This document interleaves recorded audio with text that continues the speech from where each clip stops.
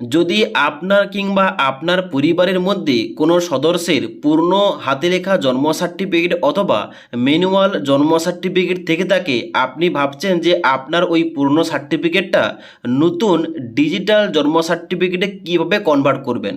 তো আজকের এই ভিডিওটির মাধ্যমে এই টপিক নিয়ে আলোচনা করছি।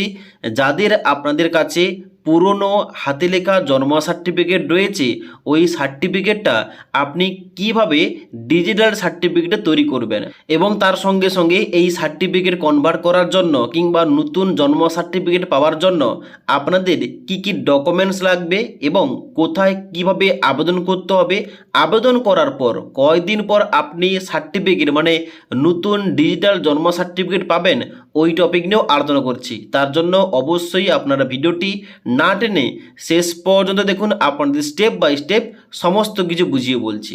সবার প্রথমে বলে দিই, আমাদের পশ্চিমবঙ্গ রাজ্যের মধ্যে জন্ম সার্টিফিকেট অথবা মৃত্যু সার্টিফিকেট এই সংক্রান্ত যাবতীয়, যেমন অনলাইন আবেদন থেকে শুরু করে এবং এখানে সার্টিফিকেট ডাউনলোড থেকে শুরু করে যাবতীয় কাজকর্ম কিন্তু এই যে অফিসিয়াল পোর্টালটা রয়েছে, অর্থাৎ জন্ম মৃত্যু তথ্য .wb.government.in এই পোর্টাল থেকে করা যায়। তবে এই অফিসিয়াল ওয়েবসাইটে আসার পর যখন আপনি 3 ডট অপশানে ক্লিক করবেন এবং নিচের দিকে আসার পর সিটিজেন সার্ভিস অপশানে ক্লিক করবেন এবং নিচের দিকে আসার পর এই যে বার্থ এই অপশানটায় ক্লিক করবেন, দেখবেন এখানে কোন রকম কিন্তু ডিজিটাল সার্টিফিকেট তৈরি করার জন্য কোনো কিছু অপশান দেওয়া নেই। এখানটায় শুধুমাত্র track application, download certificate, child name registration, delay birth registration এবং তার সঙ্গে সঙ্গে বার্থ সার্টিফিকেট কারেকশান এবং নিচের দিকে আসার পর এখানে দেখতে পাচ্ছেন নো ইউর অ্যাকনোলেজমেন্ট অথবা সার্টিফিকেট নাম্বার এবং বার্থ সার্টিফিকেট ভেরিফাই অপশানটা রয়েছে। এখানে ডিজিটাল করার কোনো কিছু অপশান নেই। তো এখানটায় অনলাইনে আপনি আপনার যে পুরনো হাতে লেখা সার্টিফিকেটটা ওইটা ডিজিটাল সার্টিফিকেটে কনভার্ট করতে পারবেন না। তাহলে কিভাবে করবেন চলুন আপনাদের বলে দিচ্ছি। তো পুরনো হাতে লেখা জন্ম সার্টিফিকেটটা ডিজিটাল করার জন্য আপনার কাছে বর্তমানে যে পুরনো জন্ম সার্টিফিকেটটা রয়েছে ওই সার্টিফিকেটটা একটু চেক করবেন। সার্টিফিকেটের ডান দিকে একদম নিচের দিকে আসবেন, যেখানটায় সিলমোহর এবং সিগনেচার করা রয়েছে এবং একটা অ্যাড্রেস দেওয়া রয়েছে, মানে ওই সার্টিফিকেটটা কোনখান থেকে ইস্যু করা হয়েছে, কোনখান থেকে কোন অফিস থেকে দেওয়া হয়েছে এখানটায় কিন্তু লেখা রয়েছে। ওখানটায় দেখতে পাবেন ওখানে গ্রাম পঞ্চায়েত লেখা রয়েছে নাকি পৌরসভা লেখা রয়েছে নাকি কোনো হাসপাতাল থেকে দেওয়া হয়েছে, এখানে কিন্তু লেখা রয়েছে। তো যে অ্যাড্রেস দেওয়া থাকবে, যার সিগনেচার দেওয়া থাকবে, ওই অফিসে আপনাকে যেতে হবে এই ডিজিটাল করার জন্য।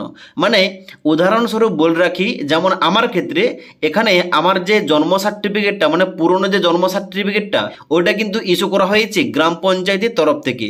তো আমাকে কি করতে হবে, এই গ্রাম পঞ্চায়েতে আমাকে যেতে হবে। যাওয়ার পর অবশ্যই গুরুত্বপূর্ণ কয়েকটি ডকুমেন্টস এবং এই যে সার্টিফিকেটটা এটা জমা করলে আমাকে ডিজিটাল সার্টিফিকেট করে দেওয়া হবে।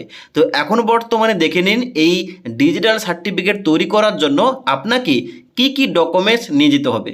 তো সবার প্রথমে বলে দিই যে সমস্ত গুরুত্বপূর্ণ ডকুমেন্টসগুলো লাগবে এই জন্ম সার্টিফিকেটটা ডিজিটাল করার জন্য। তো প্রথমেই এখানে 1 নম্বর বলা হচ্ছে, এখানে যে হাতে লেখা যে জন্ম সার্টিফিকেট ওইটা কিন্তু অরিজিনাল আপনাদের নিয়ে যেতে হবে এবং দ্বিতীয়ত ওই সার্টিফিকেটের জেরক্স কপি লাগবে 2 কপি এবং আবেদনকারীর আধার কার্ড লাগবে, আবেদনকারীর মোবাইল নাম্বার লাগবে এবং তার সঙ্গে সঙ্গে যদি ওই পৌরসভা অথবা পঞ্চায়েত অফিস থেকে কোনো কিছু আবেদনপত্র দেওয়া হয় ওটা কিন্তু ফিল আপ করে জমা করতে হবে। এবং এখানে যদি ওই পুরনো সার্টিফিকেটে কোনো কিছু রেজিস্ট্রেশন নাম্বার থেকে থাকে ওটা কিন্তু দিতে হবে।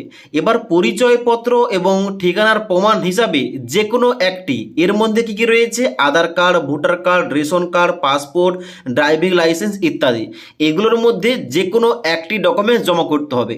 এবার যদি প্রয়োজন হয়, যদি অফিস থেকে বলা হয় যে বাবা এবং মায়ের অনেকের ডকুমেন্টস লাগবে, তাহলে কিন্তু অবশ্যই জমা করতে হবে। যেমন বাবা এবং মায়ের আধার কার্ড এবং ভোটার কার্ড, ওকে।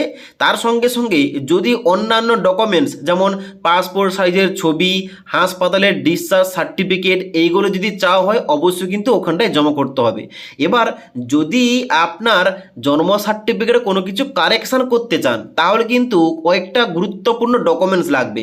মানে অনেকের কি হয়েছে, পুরনো জন্ম সার্টিফিকেটগুলো যেগুলো হাতে লেখা ওখানটায় অনেক কিছু ভুলভাল রয়েছে, তারা যদি কারেকশান করতে চায় তাহলে কি লাগবে। কারেকশান করার জন্য অবশ্যই যদি আপনার নাম, জন্ম তারিখ, অন্যান্য তথ্য সংশোধন করতে চান অবশ্যই কিন্তু এফিডেভিট করাতে হবে।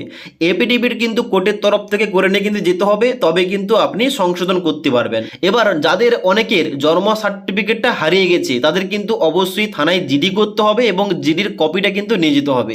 এবার এই সমস্ত ডকুমেন্টস নিয়ে আপনার যে পঞ্চায়েত অথবা পুরসভা যেখান থেকে আপনার ওই জন্ম সার্টিফিকেটটা ইস্যু করা হয়েছিল ওখানটায় গিয়ে বলতে হবে যে আমার সার্টিফিকেটটা ডিজিটাল সার্টিফিকেট তৈরি করে দিন, তো ওখানটায় করে দেওয়া হবে।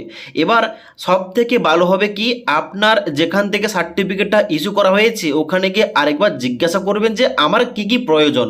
সব থেকে ভালো হবে ওখানটায় জিজ্ঞেস করলে কিন্তু প্রপার বলে দেওয়া হবে যে আপনার কি কি দরকার এবং আপনার বাবার এবং মায়ের কি কি ডকুমেন্টস লাগবে এই ডিজিটাল জন্ম সার্টিফিকেটটা তৈরি করার জন্য। তো আশা করি আপনাদের সমস্ত কিছু বুঝতে পারলাম। যাদের আপনাদের পুরনো হাতে লেখা জন্ম সার্টিফিকেট রয়েছে আপনি কিভাবে এই জন্ম সার্টিফিকেটটা ডিজিটালে কনভার্ট করবেন আপনাদের সমস্ত কিছু বললাম এবং কি কি ডকুমেন্টস লাগবে ওইটাও বলে দিলাম। যদি এই সম্পর্কে আর কোনো কিছু কোশ্চেন থাকে নিচে কমেন্ট করতে পারেন। তাছাড়া আজকের এই ভিডিওটির আপডেট ভালো লেগে থাকলে একটি লাইক করে দেবেন এবং বন্ধুদের অবশ্যই ভিডিওটি শেয়ার করে দেবেন।